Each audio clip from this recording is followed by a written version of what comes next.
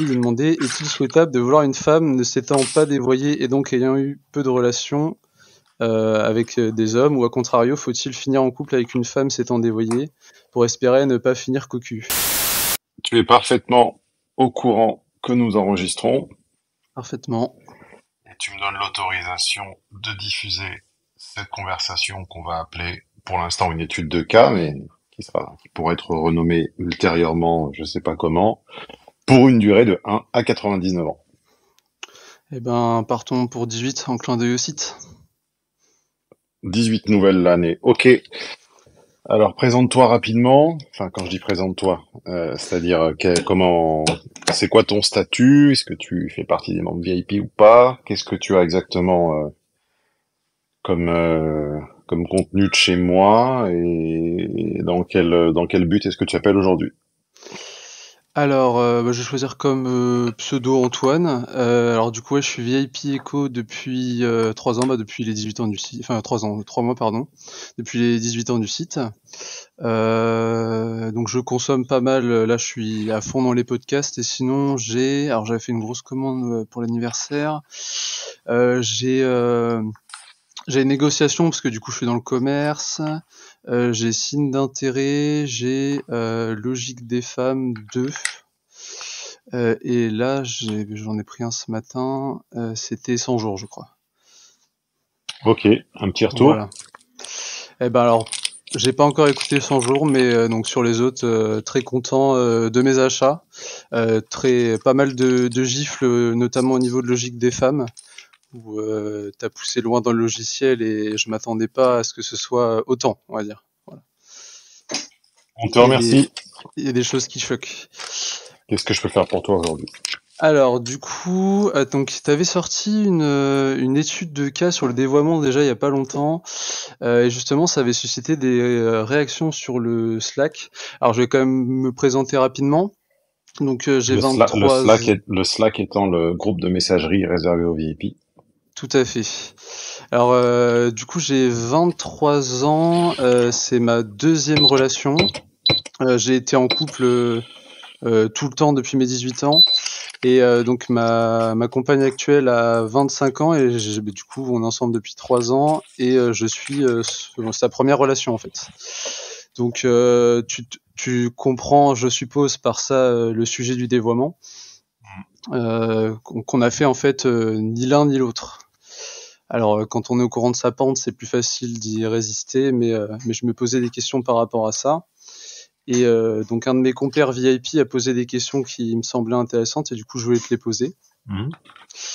Du coup, il lui demandait: est-il souhaitable de vouloir une femme ne s'étant pas dévoyée et donc ayant eu peu de relations avec des hommes, ou à contrario, faut-il finir en couple avec une femme s'étant dévoyée pour espérer ne pas finir cocu? Il fait un peu un lien entre dévoiement et fidélité en fait. Bah, il fait surtout une partition très dualiste de tous les choix, comme les gens binaires. Alors, je sais pas qui c'est, je ne lui veux aucun mal. Je remarque juste que cette partition entre la maman et la putain, c'est vraiment l'écueil du mec de base qui a pas réfléchi au sujet. Alors après, c'est vrai qu'il y a eu les réponses du coup après à ces questions-là sont très nuancées, hein, pour le coup. Bah, Mais c'est parce que ouais. les VIP, normalement, dans l'ensemble, essaient de cogiter un petit peu plus que la moyenne. Mais tout problème qui est posé de manière dualiste, sauf si c'est un QCM à l'école, et encore, tout problème qui est posé de manière, tout problème, on va dire, comportemental de sciences humaines, c'est-à-dire de psychologie, voire on pourrait presque dire d'ontologie en philosophie, tout, tout, tout, tout questionnement, tout nœud gordien qui est proposé sous forme de deux réponses alternatives opposées diamétralement, hein, blanc ou noir, bleu ou rouge, pilule ronde ou pilule carrée, des only faneuses ou tradwife. C'est un attrape-con, c'est une présentation pour les simples d'esprit. La, Ouais, la, oui, c'est du la, la, binaire. la réalité humaine n'est pas binaire. Les consciences sont analogiques et parfois effectivement elles sont tranchées, mais il y a pas de modèle algorithmique. D'ailleurs, c'est intéressant puisqu'on est dans une époque d'intelligence artificielle.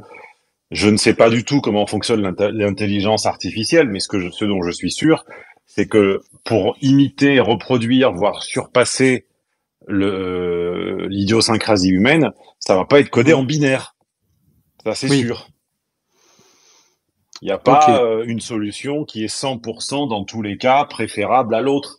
Il n'y a pas un régime qui est 100% préférable à tous les autres pour tout le monde universellement dans toutes les circonstances. Il n'y a pas un entraînement de quoi que ce soit qui est supérieur aux autres et éternellement. Enfin, faut vraiment être le dernier des bleus et être vraiment le plus manipulable pour croire que le truc à la mode surpasse tout ce qui a été fait jusqu'à présent de manière univoque, sans aucun doute. Voilà, donc Oui, bah oui, c'est là, manquer de là, discernement. ce qui est certain, c'est que eu égard à une génération, on va dire encore récente, le, on va dire les sollicitations érotiques sont plus nombreuses. Donc en fait, la question que tu poses, c'est comment est-ce qu'un individu et non pas un groupe, je dis bien un individu dans son fort intérieur va gérer une vie de sollicitations érotiques. Est-ce qu'il va la gérer par le refoulement? Est-ce qu'il va la gérer par la, comme le faisaient nos oncles? On est tous tombés chez tonton ou tata sur une petite bibliothèque de SAS et quelques romans comme ça un petit peu épicés. Est-ce que le couple va la gérer par l'achat de sextoy? Est-ce qu'ils vont faire pour les 40 ans, et puis pour les 50, et puis pour les 55, la petite semaine de croisière libertine? C'est pas moi qui invente ces choses-là. Mhm. Là, j'en fais la liste, donc ça a l'air salace. Mais c'est parce que je fais une liste. Mais c'est pas moi qui invente. Est-ce qu'ils vont recourir à la pornographie? Oui, Enfin, c'est un il y a peu. énormément de couples dont les deux savent que l'autre recourt à la pornographie. D'ailleurs, il y a un des plus grands youtubeurs, enfin des plus grands, il n'est pas très grand, mais un des youtubeurs les plus influents, le copain Thibaut, qui nous suit de temps en temps, on lui passe le bonjour, qui a fait une vidéo, j'arrête le porno. Ouais, j'ai eu un double appel, t'es toujours là? Je suis toujours là. Bon, donc te disais-je, il y a énormément de couples qui recourent au porno pour gérer leurs pulsions érotiques. Moi, par exemple, ça ne m'intéresse pas. D'accord. Non pas Oui. que j'ai jamais vu de porno de ma vie, personne ne pourrait croire ça, mais clairement, c'est pas mon truc. Je n'aime pas du tout la sensation que ça procure voilà, et puis j'aime pas. Bref, voilà, ça ne m'intéresse pas. Je suis pas assez visuel. Et puis ça a pu me plaire à une époque où j'avais des archétypes que je ne rencontrais pas dans la réalité. Mais enfin, maintenant que j'ai plus vraiment d'archétypes, voilà, pour moi, ça ne présente pas d'intérêt. Mais il y a énormément de couples qui gèrent leur dévoiement comme ça. Et ils le savent. Donc, je disais, le youtubeur dont je parlais, enfin, l'influenceur dont je parlais, le cousin Thibaut, j'ai pas regardé en entier, je pense que j'ai quand même compris le contenu assez rapidement, je passais à autre chose.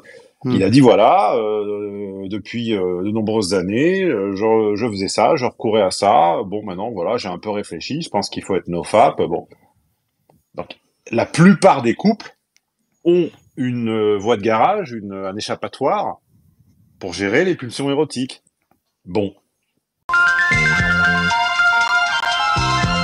Je sais pas si vous êtes comme moi, mais quand j'ai une conversation importante, Général Bertino à l'appareil. j'aime avoir les mains libres. Poser le téléphone sur le bureau, ou sur le lit, ou n'importe où. Et j'aime tourner en rond dans la pièce, comme un forcené, mais en général, personne ne voit. J'appelle seul lors des conversations importantes. Et je me suis dit que ça serait peut-être la même chose pour vous. Alors, pour tout abonnement VIP avant le dernier jour du mois en cours, un micro adaptable sans fil Bluetooth sur votre téléphone pour parler à tonton Stéphane pendant vos études de cas. De toute façon, j'arrive demain en Amérique, je t'appelle dès que je suis à la gare. Les mains libres, compatibles iPhone et Android, pour tout abonnement avant le dernier jour de ce mois. Les deux mains sur le volant.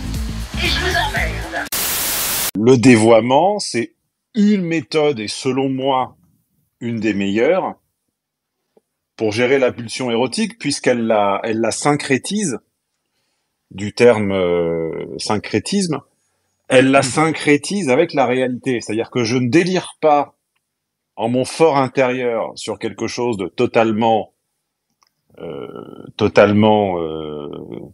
hors sol, abstrait, voire sadique ou que sais-je, comme beaucoup de gens, Mm.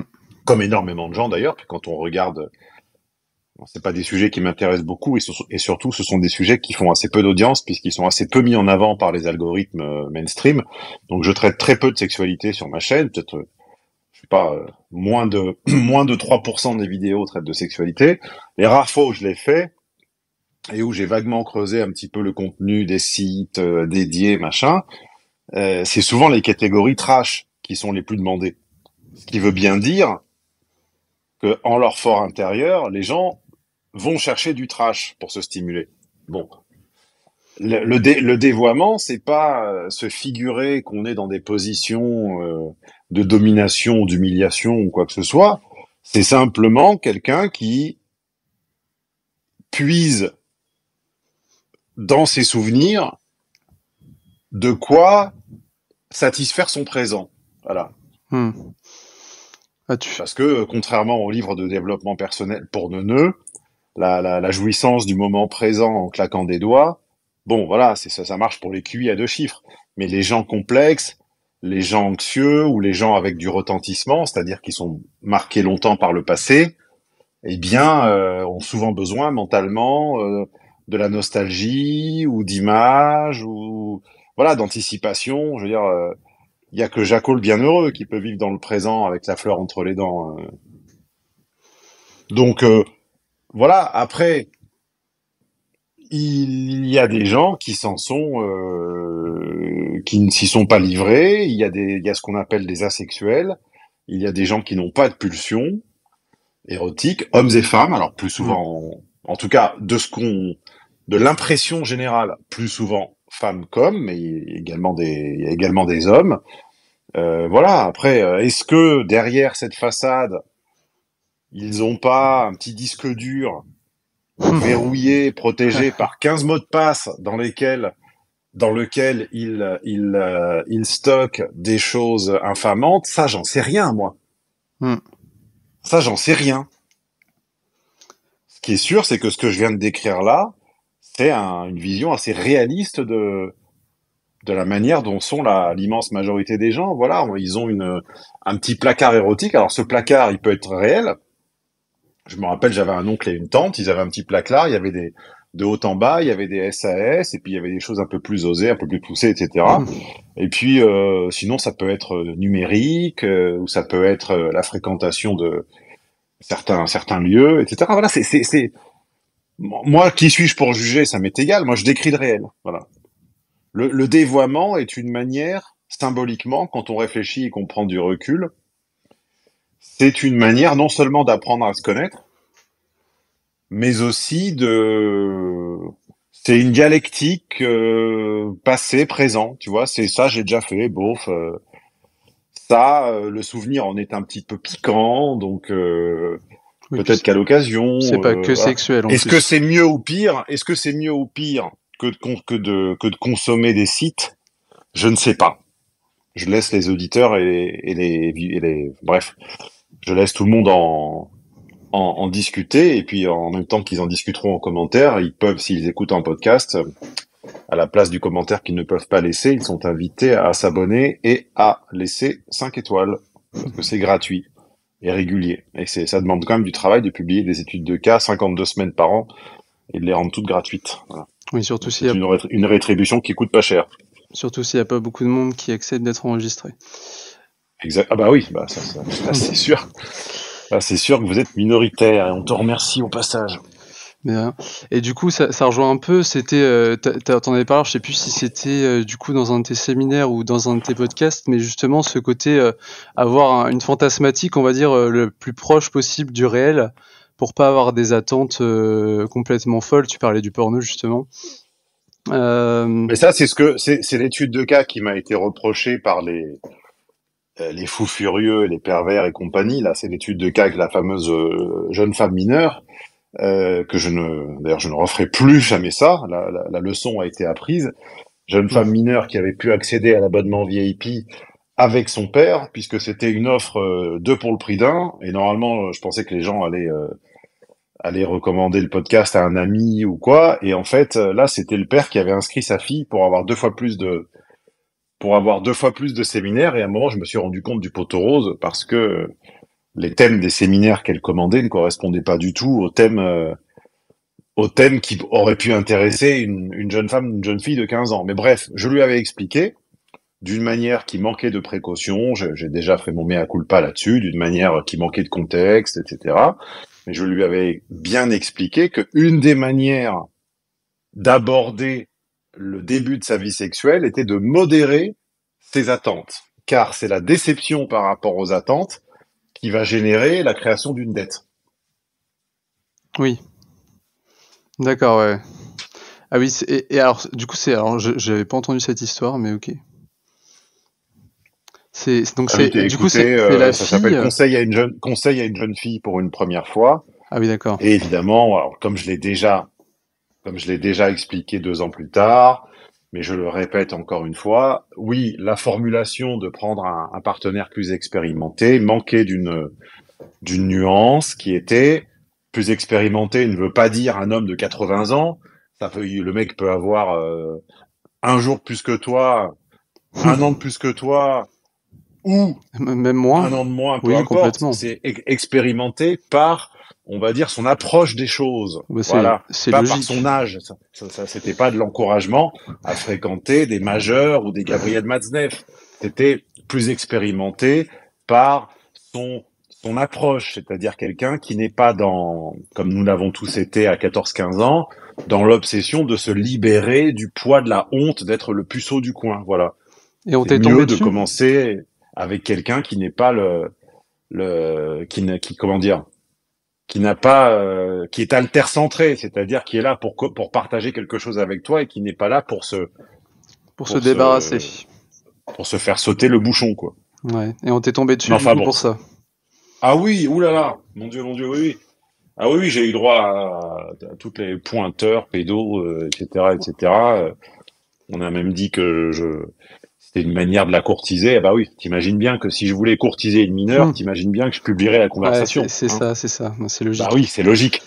Il y a des fois, C'est logique. je suis un Le peu. mec, voilà, c'est non seulement, voilà, j'aurais un fétiche sur les enfants de 15 ans, et puis en plus, je diffuserai le truc à la France entière. Bah oui, Ouais, bah oui. bah oui, pourquoi pas, hein, c'est comme ça. Il y a des fois, enfin, souvent, je trouve que tu prends beaucoup de précautions, mais on finit par comprendre. Et c'est vrai que entre guillemets, quand tu comprends rapidement et que t'en as pas besoin de ces précautions-là, c'est du temps que tu prends ou entre guillemets, qui serait pas forcément utile enfin, normalement. Ah bah, tu C'est sais, dommage. dans un monde bien fait, tu ne perdrais pas des heures de ta vie à renouveler des mots de passe et des codes secrets expirés sur des sites. Oui. Pourquoi? Parce que à quoi servent ces sécurités et ces trucs et ces machins? Elles servent à se préserver des 1, 2, 3% d'escrocs, mais les 97 ou 18% de non-escrocs pourraient s'en passer. Et La vie, ça n'est que payer les c'est 3%. que se faire imputer individuellement la faute qui est collective. Enfin, je sais pas si tu vas souvent à l'hôtel. Depuis 2-3 ans, quand on va à l'hôtel, il nous est très souvent demandé de payer à l'arrivée. Pourquoi? Parce qu'ils ont eu des surprises avec des gens qui sont partis sans payer et apparemment les banques ont donné raison, etc. Donc maintenant tu payes à l'arrivée, c'est pénible quand tu arrives d'un long voyage ou même d'un court voyage, peu importe. Il fait chaud, t'es fatigué, etc. T'as envie de prendre une douche, voilà. Et on te dit il faut payer maintenant, blabla. C'est la première fois, les deux, trois premières fois, ça m'a agacé, tu vois. J'ai fait part de mon agacement. Et après, j'ai demandé à quelqu'un qui bossait dans l'hôtellerie, il m'a dit oui, mais on a trop de départs en douce à 5 heures du matin de gens qui payent pas. Et après, quand on se retourne vers leur fournisseur de carte bleue, on dit bah non, on se fait bouler. Donc en fait, les honnêtes gens payent toujours le coût de la fraude. Hein, c'est toujours comme ça. Donc les auditeurs sains d'esprit se tapent de longues précautions oratoires. En fait, vous payez le coût des boulets. Voilà. Ouais, de ce genre de commentaires après sous les vidéos. Voilà. Ouais, bon. Alors du coup, pour recentrons un peu. Et alors du coup, on n'a pas défini le dévoiement d'ailleurs. Oui. Le dévoiement est est une phase de la vie de liberté sexuelle relative, voilà, plus ou moins marquée selon les gens. On appelait ça, mais c'est connoté, mais dans les temps on appelait ça débauche, et on appelait les gens, notamment les femmes qui s'y adonnaient, on appelait ça des ribaudes dans le français, Plus soutenu. dans voilà. J'allais dire dans l'argot, mais c'est pas de l'argot, c'est du français traditionnel, classique, académique. Voilà, des comportements un peu licencieux, flirter avec l'interdit, consommer des substances. Mais c'est ce que j'allais dire, c'est pas forcément sexuel du coup le dévoiement. Oh, généralement c'est lié, hein, parce que Ouais. on sait très bien que certaines drogues favorisent les rapprochements inopinés, sauvages, instantanés, sans aucune protection. Hein. Je vais pas prononcer les mots parce que je pense que l'algorithme Oui. n'apprécierait pas beaucoup, mais enfin aller chercher du côté du CHEM, S, etc. Ok. On le sait ça, hein. C'est pas moi qui l'a inventé. Hein. Moi, j'aime pas ça de toute façon, donc je ne fais que décrire la réalité. Encore une fois. Hein. Donc c'est ça le dévoiement. Mais normalement, ça s'arrête. Oui, c'était aussi en rapport avec le concept de femme-enfant, femme-femme du coup. La fin du dévoiement est un des marqueurs qui généralement, symboliquement, marque l'entrée dans un âge, dans une catégorie ultérieure d'âge. Mais encore une fois, je ne suis pas binaire, il n'y a pas que ça. Oui. Ça n'est pas une itération comme ça chronologique à un jour près où on est une jeune femme le mercredi et on est une jeune fille le mercredi jusqu'à minuit et à minuit une le jeudi on est une jeune femme et puis après 10 ans plus tard on est une femme parce qu'on a un enfant. Les choses ne sont pas aussi simples que ça, bien entendu. Oui, et puis on n'est pas dévoyé au bout de 2 ou de 15 partenaires non plus, ça dépend. Non, c'est pour ça que les théories de body count me font doucement rigoler, et je pense qu'il y a assez de procès à faire au féminisme et même à certaines femmes pour ne pas leur en faire des faux, des mauvais. Et je trouve que le procès du body count est un procès extrêmement hypocrite, dont finalement l'origine est un peu ethnique, hein, parce que si tu veux le culte du body count est un petit peu arrivé avec l'accent en tcheu, hein, c'est un peu arrivé en même temps. Ton fameux combat. D'abord il est prévisible, puisque quand tu comprends la libéralisation du marché des rencontres et que tu comprends qui fait les propositions et qui les décline ou les accepte, tu devines évidemment qu'il y a des gens qui vont avoir 5 partenaires et des gens qui vont en avoir 25 Oui. ou 50, c'est une évidence. Mm. Et puis d'autre part, il faut voir aussi qui s'en plaint. S'en plaignent généralement les gens qui en sont exclus. Oui, bah oui, forcément. En règle générale, on va pas critiquer les gens qui en ont 25 si on en a 25. Donc c'est évident. Et je suis le premier, et on m'en fait souvent le procès à reprocher des dissonances cognitives à F. Je trouve que celle-ci est un mauvais procès parce que c'est pas vraiment ce qu'il y a de plus pertinent à lui reprocher. Beaucoup d'hommes se comporteraient ainsi s'ils en avaient la possibilité et le choix. Il y a plein d'hommes qui, s'ils en avaient la possibilité et qu'ils s'ennuyaient ce soir, iraient sur une application et rencontreraient une inconnue. Ils savent très bien avec la dynamique d'aujourd'hui, ils savent très bien qu'ils n'ont quasiment aucune chance avec un physique normal et une notoriété inexistante et un capital moyen. Ils ont aucune chance de faire une rencontre en claquant des doigts. Par exemple, si on voulait faire un reproche pertinent à F, on pourrait lui reprocher, pour subtiliser la critique du body count, d'être paradoxalement d'autant moins disponible émotionnellement qu'elle l'est physiquement. C'est-à-dire, énormément de femmes fréquentent des sites ou etc. En réalité, elles sont éprises jusqu'au trognon, c'est-à-dire éprises corps et âme, d'un homme depuis 5, 10 ou 15 ans qui s'y refuse par manque d'intérêt ou par indisponibilité.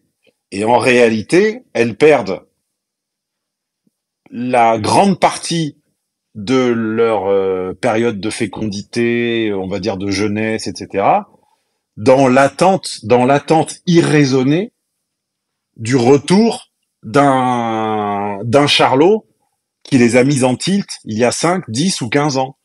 C'est drôle, Et tu me rappelles elle quelqu'un. s'adonne, puisque moi je le sais, je connais des gens dans le milieu ésotérique, elles s'adonnent à des tirages de cartes, elles vont voir des voyants, etc.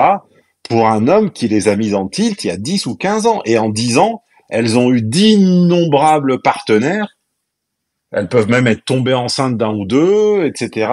Mais en réalité, il y en a un qui habite le terrain depuis 10 ans. Et c'est ça. Et si on voulait faire un reproche à F, c'est plus finalement leur indisponibilité, c'est-à-dire leur capacité à vivre dans la projection d'un type qui se refuse à elle depuis une éternité. Enfin, quand tu sors un peu, t'es à côté d'un groupe, d'une table de filles, tu tends l'oreille, elles ont toutes une espèce de gars qui brille par son absence. Ouais, J'en ai quasiment jamais entendu me dire ou dire entre elles, j'ai complètement fait le deuil, je suis totalement vacante et totalement ouverte à être surprise et émerveillée par quelqu'un. Jamais. Il y a toujours un combat contre l'autre. L'autre qui, évidemment, depuis le temps, t'imagines bien, est augmenté, fantasmé, dilaté, etc., etc. En fait, quand elles se plaignent de la vacuité, de la pauvreté, de la rareté des rencontres pertinentes qu'elles font, c'est simplement qu'il n'y a pas la place. Comme disait comme disait Cochet citant je sais plus qui, les dons ne peuvent tomber que dans des mains désespérément vides. Hmm. Faut être vacant. Il faut être vacant pour vivre des grandes choses. Elles ne sont jamais vacantes. Elles ont des lunettes de soleil, de Taylor Swift ou je sais pas quoi dans les oreilles, et elles sont en train de penser à un type qui se moque d'elles depuis 12 ans. Et elles ne voient même pas leurs voisins de cinéma ou d'avion ou de trucs ou de machin. Elles ne le voient pas. J'ai raconté c'était quoi? C'était en étude de cas ou c'était en vidéo d'actualité, je sais plus. Je crois qu'il y avait quelqu'un dans le salon, une aurora quelconque, ou un aurora quelconque d'ailleurs, parce que j'ai aussi des hommes. Et je racontais cette anecdote où c'était sur la promenade des Anglais. Il y avait un groupe de 4 pompiers, donc avec un physique de dieu grec, qui courait. Et j'ai dit à ma copine à l'époque, j'ai dit, tu vois là, regarde les 2 filles qui vont traverser. Elles ont 4 beaux gosses atomiques en mini short torse nu qui courent devant elles. Elles vont pas les regarder. Elles les ont même pas vues en fait. ouais. Elles les ont même pas vues parce qu'elles étaient probablement en train de se morfondre de l'absence de réponse de je sais pas qui. Et alors à l'époque, bon évidemment dans les commentaires, on trouvait que j'exagérais. Et quelques années plus tard, je suis tombé sur un reel sur TikTok ou Insta qui montrait exactement ça, c'est-à-dire une femme qui vivait dans complètement aveugle à tous les hommes qui l'entouraient, parce qu'obnubilée par un type des types du passé. Si on devait leur faire des reproches, moi je reprocherais beaucoup plus ça que le body count. Ouais. Ce qui me gêne, c'est pas qu'elle ait eu 10, 12, 15, 20 ou 30 partenaires. Ce qui me gêne, c'est qu'elle les ait eus dans la tentative absurde de comprendre ou d'effacer ou d'ignorer un incompris. Je suis plus dérangé par leur capacité à passer 15 ans à bugger sur un type et à être complètement inaccessible à mieux, finalement, que par le body count. Alors les esprits simples vont me dire que c'est la même chose. Ben non, le résultat est le même, mais la suite qui conduit au résultat n'est pas la même. Oui. Oui, Si tu te casses la jambe parce que tu sauves la vie d'un enfant, et si tu te casses la même jambe parce que t'es un abruti, que t'es au téléphone et que tu te fais une entorse sur le trottoir et que tu tombes sur je sais pas quoi, un clou rouillé, que tu chopes le tétanos, dans les 2 cas, t'es blessé, dans les 2 cas, etc. Bon, il y a un cas où t'es un con, il y a un cas où t'as sauvé un enfant, c'est pas pareil. On ne juge pas de la pertinence d'un raisonnement à la conclusion. Ce que tu disais là, sur les filles qui avaient, en gros, qui ont le mental complètement pris par un autre gars, ça m'a fait écho direct. J'avais une collègue comme ça. Mais toutes. Mais oui. Mais enfin toutes. Non, on va me dire que je suis binaire. Non, c'est pas toutes, mais c'est une immense majorité. Elles sont pas à dispo. On te dit qu'il y a 2 tiers de célibataires dans les J'ai vu un sondage en Italie, il y a 2 tiers de célibataires. En France, je crois que c'est 50%. Elles sont pas dispo. Dans leur tête, elles sont avec un type qui veut pas d'elles. Et les avances qui pourraient remplacer le fantôme, elles ne les voient pas, ou elles les pondèrent, ou elles les méprisent. Ouais, il y avait un gars qui faisait des grands mouvements de bras devant elle, elle voyait même pas, elle était en train de stalker son ex sur Snapchat parce qu'il avait une autre copine. Enfin, elle était folle de lui, elle voyait rien autour. C'est impressionnant. C'est ça le bug du marché contemporain de la rencontre. C'est pas le body count. Hmm. Oui, surtout que si tu... Que le body count, enfin, tous les gens qui sont dévoyés, moi le premier, savent très bien que même sur une semaine ou un mois de dévoiement, ce qui compte, c'est le discernement de reconnaître la perle. Et le cas échéant, on arrête tout de suite et on pense qu'à elle. Oui, Mais bah oui. pour ce faire, il faut être pas physiquement disponible, ce que 99,9% des hommes sont. Il faut être mentalement, il faut avoir clos les dossiers. Et elles n'arrivent pas à clore les dossiers, c'est catastrophique. Certains hommes aussi, bien sûr. Je ne dis pas que tous les hommes ferment les dossiers. Je dis qu'il y a Oui. plus d'hommes vacants que de femmes vacantes. Et puis tu disais aussi pour fermer un dossier, il faut avoir trouvé mieux, entre guillemets. Ça dépend. Tu simplifies un petit peu. J'ai dit Oui, que oui, pour oui. les hommes, il fallait avoir compris. Il fallait avoir compris, notamment l'incompatibilité de feuilles de route ou pourquoi ce qu'on apportait sur la table n'était pas pertinent ou pas assez pertinent ou ce qui a rebattu les cartes. Hmm. Par contre, pour la femme, c'est vrai que souvent la compréhension pure s'efface derrière l'ésotérique, le signe du destin. Voilà, combien de nanas étaient l'objet, le fétiche, enfin comment on dit vulgairement, le plan cul d'un Hmm. type pendant des années, des années, des années sans avoir la volonté d'arrêter.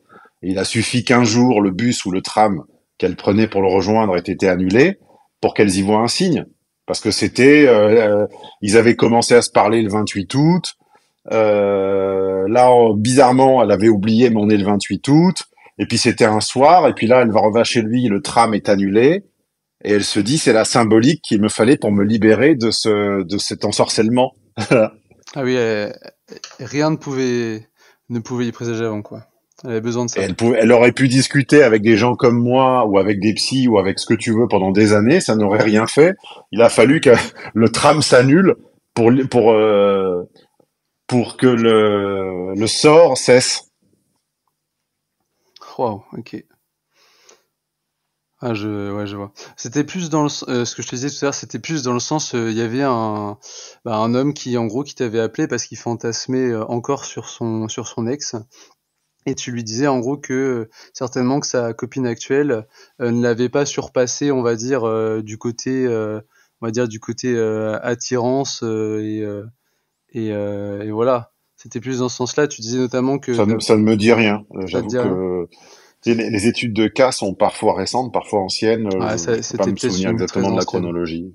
Je sais plus. Ok, non, pas de souci.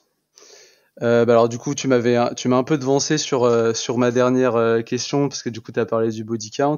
Je voulais te sortir une étude, mais du coup, tu as dit de toi-même que ça, t'y voyais pas une logique et entre guillemets, c'est pas sur ça qu'il faut se pencher parce que c'était comment elle s'appelle, Thaïs Escuffon qui parlait de ça comme quoi une femme qui avait eu plusieurs rapports était incapable de réaimer, enfin en tout cas ça diminuait sa capacité à aimer les prochains. Alors bon, après vérification, ce que je suis quand même allé voir, j'ai trouvé aucune étude dans ce sens, donc je sais pas d'où elle sort ça. Je Mais ne sais pas. ouais, non, je sais pas non plus. Et par contre, du coup, bah je suis allé chercher et j'ai trouvé des études, mais enfin bon, les études qui viennent de YouTube et qui sont retransmises sur Twitter. Et puis, enfin bon, En passant par TikTok et Instagram et Facebook Messenger au milieu. c'est ça. Et puis bon, c'était le nombre de personnes. Enfin, en gros, ils prenaient le pourcentage de personnes qui ont trompé par rapport au nombre de partenaires qu'ils ont eu avant. Alors déjà, techniquement, c'est du déclaratif. Donc bon. Dieu sait que les gens disent la vérité interrogés sur ces sujets. Hein. Ouais, Personne n'a jamais augmenté ou diminué son nombre de partenaires. Voilà. Personne n'a jamais menti sur ses relations Donc, passées ou présentes, hein. Bien entendu. ouais, bah oui. Non, mais voilà, c'était pour savoir ce que t'en pensais un peu, mais en plus, bon, entre corrélation et cause, c'est pareil, voilà. C'est bon. Mais ok, non, c'était un peu, entre guillemets, pour sortir de mon cas personnel, c'était un peu la théorie sur le lien entre nombre de partenaires et entre guillemets, possibilité à tromper. Est-ce que tu y vois un lien, mais Ce non pas qui du tout. compte, c'est pas le nombre de partenaires. Ce qui compte, c'est la relation au passé. Ouais, c'est ça. Parce que le nombre de Ok, donc partenaires, si tu veux, c'est comme le nombre de boutons lors de la varicelle. Ça ne te dit pas ni la gravité de la varicelle, ni pourquoi tu t'es débrouillé pour la choper comme un con à l'âge adulte. Je dis ça parce que j'ai eu la varicelle à 27 ans, c'était pénible. Ouais, ça sent Voilà, le traumatisme. j'ai chopé la varicelle parce que c'était à Noël et j'ai pris un train où il y avait des gamins qui l'avaient et je sais pas, j'ai dû me gratter l'œil ou je sais pas quoi, choper la varicelle à 27 ans. Bon, ça en soi, c'est un chiffre qui, in abstracto, est pauvre. Ouais. Je préfère une partenaire qui a eu un body count plus élevé. J'ai pas dit une actrice porno. J'ai dit un body count un peu plus élevé, mais avec un rapport assez sain à ses anciennes relations, c'est-à-dire que tu peux, un, en parler et prononcer leur nom, et deux, elle a un récit, enfin, elle est capable de te les résumer, de te les présenter d'une manière cohérente, sans haine, sans rage, et surtout, elle a une idée exacte de pourquoi les choses se sont arrêtées, et aujourd'hui, elle ne vit pas dans une espèce de fantasme ou de projection. Je préfère ça, plutôt qu'une nana qui a 2-3 ex, voire 1, voire 0, mais qui est encore complètement malléable et complètement éprise et sous l'emprise, pour le coup, hein, pour utiliser un peu le vocabulaire qui est complètement sous l'emprise d'un Du type camp d'en qui s'est face. refusé à elle en 1995. Parce que c'est le cas. Ouais. Et voilà, Ouais. c'est ça la pensée complexe. Enfin, non pas que ce soit très complexe, mais enfin, c'est déjà un peu plus complexe que de dire la limite, c'est 1, c'est 2 T'as ou eu c'est combien de 3. partenaires? Ou c'est 4, ou je sais pas combien, Ouais. sur les trucs Amerloc, et TikTok, Amerloc, Interlope, je sais pas combien ils recommandent de partenaires. Enfin, dès qu'on vous recommande un chiffre, de toute façon, ça n'attrape con. C'est-à-dire,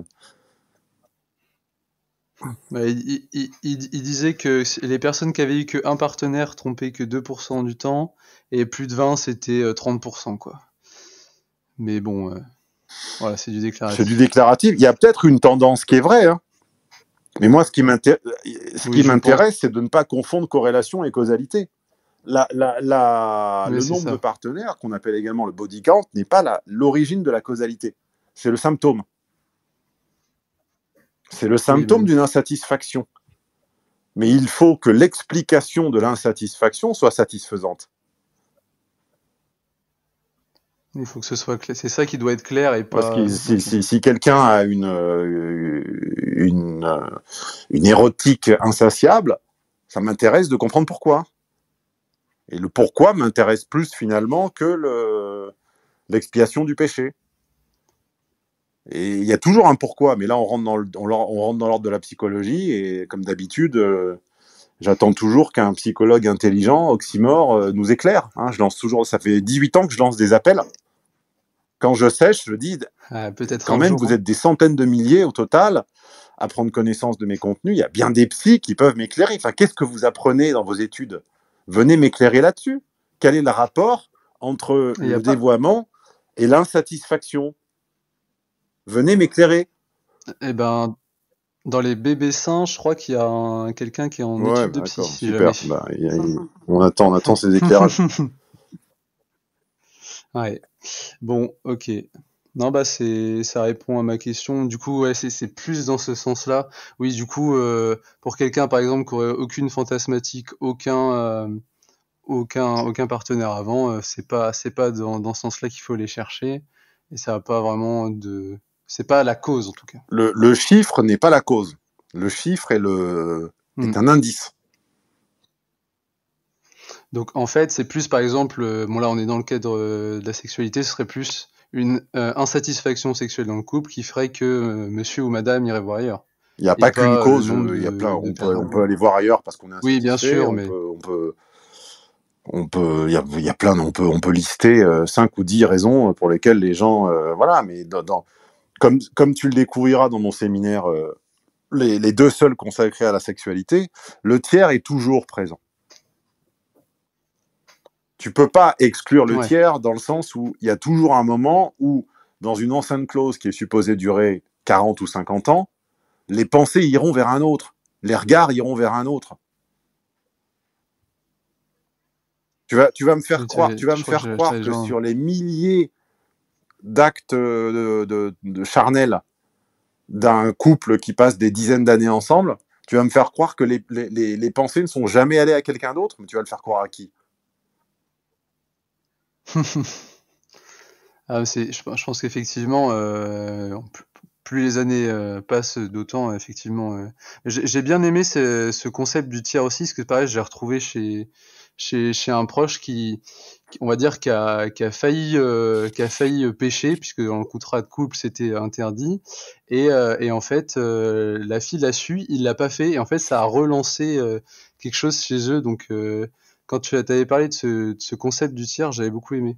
C'est fait que du coup, quand on retrouve ça dans l'expérience autour de soi, ça a plus de sens. Quand votre partenaire a un plan B, vous découvrez qu'en fait, il y a quelqu'un qui est dans les parages et qui n'attend que votre mort pour récupérer le trésor. Donc, je dis ça pour faire une rime, une autre. C'est beaucoup plus pertinent de comprendre ce qu'a ce plan B que vous n'avez pas, plutôt que d'ériger en règle morale le fait de ne jamais en parler. Au lieu de créer un tabou autour du prénom et de l'existence de ce plan B, demandez-vous pourquoi c'est un plan B, qu'est-ce qu'il a, qu'est-ce qui fait qu'il ne disparaît pas dans l'horizon, parce que normalement il devrait disparaître dans l'horizon. Pourquoi il ne disparaît pas? S'il ne disparaît pas, c'est qu'il a un truc que vous n'avez pas.